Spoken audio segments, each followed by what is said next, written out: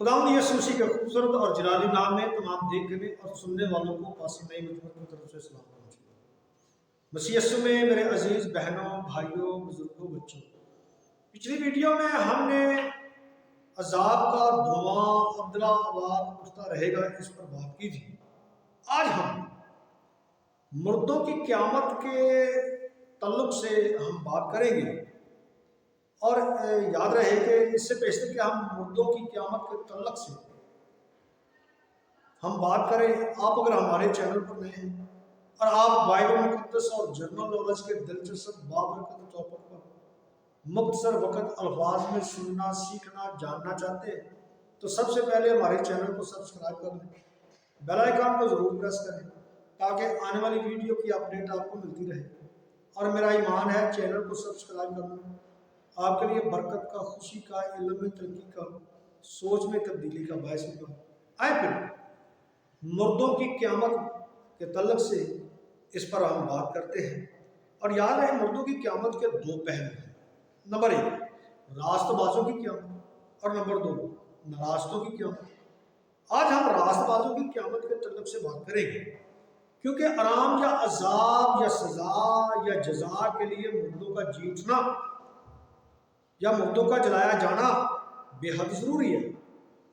क्योंकि इसके लिए हम दानियल की किताब उसका 12वां और उसकी आयत नंबर 2 को अपनी रहनुमाई के लिए पढ़ते हैं। और वहाँ पर लिखा है, और जो खाक में सो रहे हैं उनमें से बतेरे जाग उठेंगे, बाज हयात अबदी के लिए और बाज ज़िल्लत और रसवाई अबदी के लिए। पढ़े गए हवाला से बिल्कुल वाज़ह है कि बाइबल मुक़द्दस क़यामत यानी मुर्दों के जी उठने की बिल्कुल साफ और वाज़ह तालीम देती है। अगर मुर्दों के जी उठने की तालीम बाइबल के मुक़द्दस है तो फिर बकाए रूह की तालीम, बकाए रूह की जो तालीम दी जाती है वो बाइबल के मुनाफी है। मिस्टर एंड्रयूज कार्मिकल का कहना है, अगर रूह गैर फानी है तो फिर क़यामत की जरूरत नहीं। अगर क़यामत बेहद जरूरी है तो फिर रूह गैर फानी है। बाज लोगों का ख्याल है कि मौत के बाद क़यामत हो जाती है क्योंकि रूह जिस्मानी खेमा से निकलकर रूहानी खेमा या घर में दाखिल हो जाती है या पहले मकाम को हमेशा के लिए तरक कर देती है। क्योंकि इस हालत में कोई क़यामत नहीं, रूह जिंदा रहती है। बाइबल इसके बरक्स तालीम देती है, इंसान मुकम्मल तौर पर मरेगा, फिर जिंदा किया जाएगा या उसे बदला जाएगा, तब वो जिंदगी यानी अबदी जिंदगी में दाखिल होगा। क़यामत जिंदगी की जरूरत है क्योंकि आइंदा जिंदगी या अबदी जिंदगी का इन्हसार मुर्दों के जी उठने पर मुश्तमिल है। और जब तक इंसान मुर्दों में से जलाया ना जाए या जलाली बदन ना इख्तियार करे, रूह जिंदा रहने का तस्वर या अकीदा जो है बिल्कुल बातिल नजर आता है।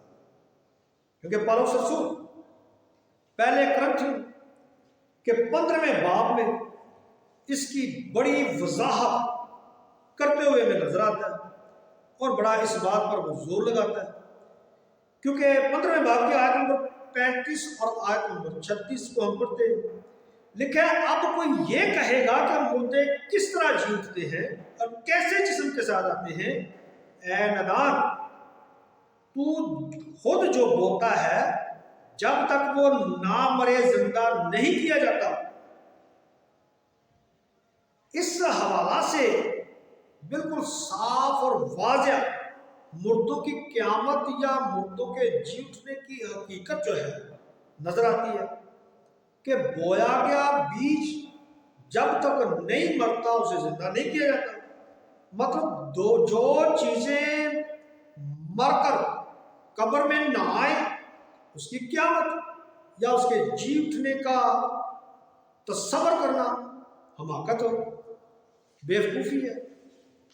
क्योंकि पौलुस रसूल 15वें बाब की आयत नंबर 42 से शुरू करके आयत नंबर 44 तक भी एक वाज़ह एक خوبصورت بیان دیتا ہے، لکھا ہے مردوں کی قیامت بھی ایسی ہی ہے، جسم فنا کی حالت میں بویا جاتا ہے جیسے بیج بویا جاتا ہے۔ مردوں کی قیامت بھی ایسی ہے، جسم فنا کی حالت میں بویا جاتا ہے، بقا کی حالت میں جی اٹھتا ہے، بے حرمتی کی حالت میں بویا جاتا ہے، جلال کی حالت میں جی اٹھتا ہے، کمزوری کی حالت میں بویا جاتا ہے، قوت کی حالت میں جی اٹھتا ہے۔ نفسانی جسم بویا جاتا ہے، روحانی جسم جی اٹھتا ہے۔ جب نفسانی جسم ہے تو روحانی بھی جسم ہے۔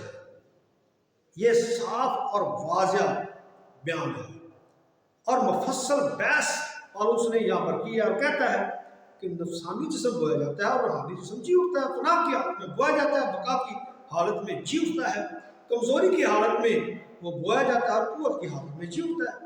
سوال پیدا ہوتا ہے بویا کیا جاتا ہے؟ طبعی جسم بویا جاتا ہے، پھر کیا جی اٹھتا ہے؟ وہی جو بویا گیا وہی جی اٹھا، مگر بقا، جلال، قوت اور روحانی بدن کی حالت میں جی اٹھا۔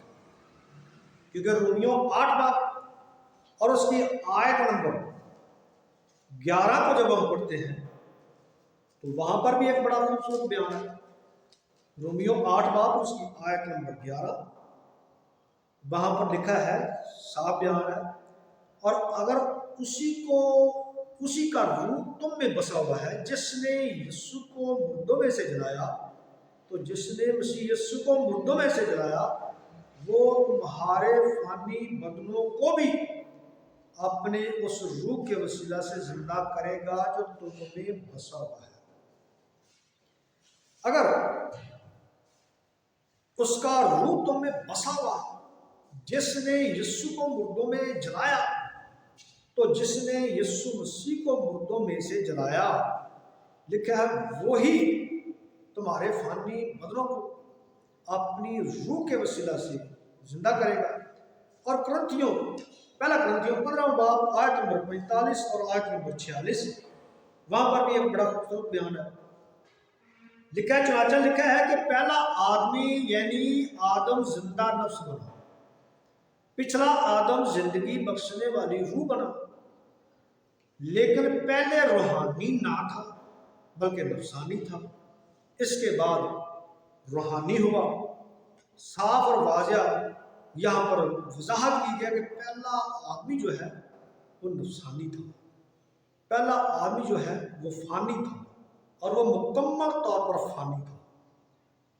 یہ نہیں کہ اس کی روح جو ہے وہ ہمیشہ زندہ رہنے والی روح تھی، نہیں، بلکہ انسان روح، جان اور بدن سمیت مکمل طور پر فانی ہے، اور مکمل طور پر انسان تبھی مرتا ہے جب اس کی جان اور روح اور بدن یکساں ہو، ایک ہی حالت میں، ایک ہی کنڈیشن میں۔ اور یہاں پر صاف اور واضح بیان ہم پڑھ چکے ہیں کہ پہلا آدمی یا پہلا آدم جو ہے وہ مکمل طور پر نفسانی تھا، لیکن پچھلا آدم یعنی مسیح وہ زندگی بخشنے والی روح تھا، وہ روحانی تھا۔ پہلا زمینی تھا، دوسرا آسمانی تھا، پہلا نفسانی تھا، دوسرا روحانی تھا، کیونکہ بعد میں جو آیا وہ روحانی بنا، اور بعد میں جو اٹھایا جائے گا وہ بھی روحانی ہوگا، جلالی ہوگا۔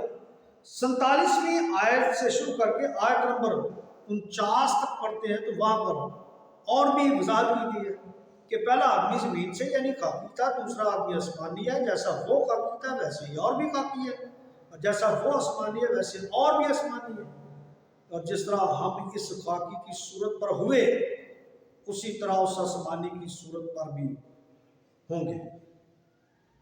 یہاں پر صاف بیان دیا گیا ہے کہ پہلا آدمی خاکی تھا، مکمل طور پر خاکی تھا، زمین سے لیا گیا تھا، اس کی روح کا سسٹم جو ہے وہ بھی زمینی تھا، وہ بھی آسمانی نہیں تھا بلکہ زمینی تھا، کیونکہ وہ مکمل طور پر خاکی ہے۔ دوسرا آدمی آسمانی ہے، جیسا وہ خاکی تھا جس طرح آدم، اسی طرح دوسرے اور بھی بے شمار ہم بھی انہی میں شامل ہیں، ہم بھی خاکی ہیں، اور جس طرح یسوع مسیح آسمانی ہے اسی طرح اور بھی آسمانی ہیں، اور جس طرح ہم اس خاکی کی صورت پر ہوئے جو مکمل طور پر فنا ہو چکا، ہم بھی اس کی صورت پر ہوئے، تو اسی طرح آسمانی کی صورت پر بھی ہوں گے، جس طرح آسمانی کی صورت جی اٹھنے کے بعد ہوئی، اسی طرح ہم بھی اسی کی صورت پر ہوں گے۔ مگر کب؟ اس کا جواب پالوس رسول 15ویں باب کی آیت نمبر 52 سے آیت نمبر 54 میں کرتا ہے۔ لکھا ہے کہ کیسے ہوگا، کب ہوگا؟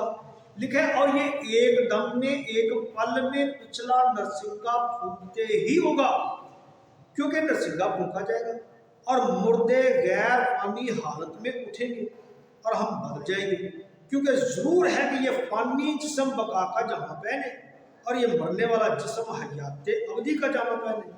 اور جب یہ فانی جسم بقا کا جامہ پہن چکے گا اور یہ مرنے والا جسم حیات ابدی کا جامہ پہن چکے گا، تو وہ قول پورا ہوگا جو لکھا ہے کہ موت فتح کا لقمہ ہو گئی۔ یاد رہے پالوس رسول اس حصہ میں صاف اور واضح کہتا ہے کہ یہ اس وقت ہوگا جب فانی جسم بقا کا جامہ پہن چکے گا یا پہنے گا، اور یہ مرنے والا جسم جو ہے حیات ابدی کا جامہ پہن چکے گا۔ اور فلپیوں 3 باب کی آیت نمبر 20 اور 21 میں واضح کیا گیا کہ ہمارا وطن آسمان پر ہے اور ہم یسوع کے وہاں سے آنے کے منتظر ہیں، اور وہ اپنی اس قوت کی تسیر کے موافق جس سے سب چیزیں اپنے تابع کر سکتا ہے، ہماری پست حالی کے بدن کی شکل بدل کر اپنے جلال کے بدن کی صورت پر بنائے گا۔ واضح ہوا قیامت یعنی مردوں کے جی اٹھتے کے باعث یہ سب کچھ ممکن ہوگا، کیونکہ قیامت یا مردوں کا جی اٹھنا بے حد ضروری ہے۔ اس کے بغیر زندگی کا زندہ رہنا یا زندہ ہونا یا اس کا تصور جو ہے وہ بے بنیاد، خلاف عقل اور خلاف بائبل ہے۔ اور یاد رہے انبیاء نے مردوں میں سے جی اٹھنے کی امید پر زندگی بسر کی ہے، اور اس کے لیے ہم ایوب کی کتاب کو پڑھتے ہیں۔ ایوب کی کتاب میں صاف اور واضح بیان موجود ہے۔ جی ایوب کی کتاب 19واں باب اور اس کی آیت نمبر 25 اور 26 ہے۔ لکھا ہے اور اپنی کھال کے اس طرح برباد ہو جانے کے بعد بھی میں اپنے اس جسم میں سے خدا کو دیکھوں گا جسے میں خود دیکھوں گا، اور میری ہی آنکھیں دیکھیں نہ کہ بیگانہ کی۔ یہ سب کچھ کیسے ہوگا؟ جب وہ جلائے جائیں گے، کیونکہ وہ ابھی زمین کے اندر پڑے ہوئے ہیں۔ اس کے بعد ہم زبور 17 اور اس کی آیت نمبر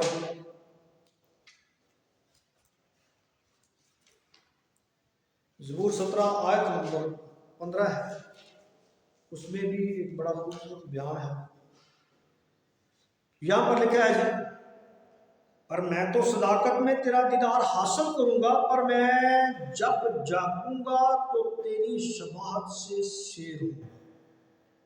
یہاں پر بھی واضح ہے کہ داؤد کہتا ہے کہ میں صداقت میں تیرا دیدار حاصل کروں گا۔ کب؟ جب جاگوں گا، یعنی جو گہری نیند سویا ہوا لاش شعوریت کی حالت میں، اس سے جب بیدار کیا جاؤں گا تو میں جاگوں گا تو تیری شباہت سے سیر ہوں گا، پھر مجھے روبرو دیکھوں گا۔ اور اس کے ساتھ ساتھ یسایہ کی کتاب میں بھی ایک بڑا خوبصورت بیان ہے، 26واں باب ہے، آیت 19 ہے۔ یہاں پر لکھا ہے تیرے مردے جی اٹھیں گے، میری لاشیں اٹھ کھڑی ہوں، تم جو خاک میں جا بسے ہو جاگو اور گاؤ، کیونکہ تیری اوس کی مانند ہے جو نباتات پر پڑتی ہے، اور زمین مردوں کو اگل دے گی۔ جتنے زمین کے اندر پڑے وہ سارے اٹھیں گے، جاگیں گے، پھر گائیں گے۔ اس سے پہلے تمام انبیاء اور رسولوں نے بھی قیامت یعنی مردوں کے جی اٹھنے ہی کو اپنے صلہ اور امید اور انعام سمجھا، کیونکہ پہلا پطرس 5 باب کی 4، دوسرا تimotheus 4 باب کی 7 اور 8 آیت، پہلا تسلونیکی 4 باب کی 13 سے آیت نمبر 18 تک، یہ ساری چیزیں بالکل واضح ہیں کہ مردے زندہ کیے جائیں گے، جو خاک میں پڑے ہیں، سوئے ہوئے ہیں، روح سمیت، بدن سمیت، جان سمیت، انہیں جگایا جائے گا، انہیں زندہ کیا جائے گا، پھر وہ جی اٹھنے کے بعد انعام، سزا، جزا پھر پائیں گے۔ اگلی ویڈیو میں ہم ناراض تو بھی قیامت پر بات کریں گے، تب تک کے لیے آپ سے اجازت چاہیں گے۔ خدا آپ کو برکت دے، آمین۔